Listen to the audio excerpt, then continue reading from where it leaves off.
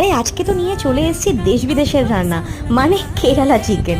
আজকে বানাচ্ছি Kerala chicken fry. তার জন্য ইনগ্রিডিয়েন্ট দেখে নাও। লাগছে হলুদ গুঁড়ো, জিরে গুঁড়ো, ধনে গুঁড়ো, কাশ্মীরি লঙ্কার গুঁড়ো, ব্ল্যাক পেপার পাউডার, গরম মশলা পাউডার, নুন, আদা রসুন বাটা, লাগছে একটু সামান্য লেবুর রস, যেটা দিয়ে ভালো করে চিকেনগুলোকে ম্যারিনেট করে নিয়েছি।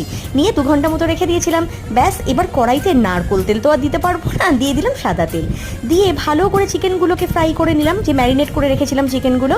তারপরে চিকেনগুলো একে একে তুলে কড়াইয়ের মধ্যে দিয়ে দিলাম পেঁয়াজ কুচি, তার মধ্যে দিয়ে দিলাম আদা রসুন গ্রেট করে রাখা, আর দিয়ে দিয়েছিলাম একটু কারি পাতা। কারি পাতা ফোড়ন দেওয়ার পরে আস্তে আস্তে ভেজে রাখা চিকেনগুলো ওর মধ্যে দিয়ে দিলাম।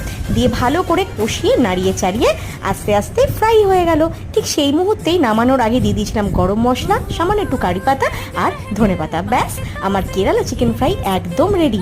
কেমন লাগলো কেউ জানাতে ভুলো না। দেখা হবে নেক্সট ব্লগে। আজকের জন্য এটুকুই।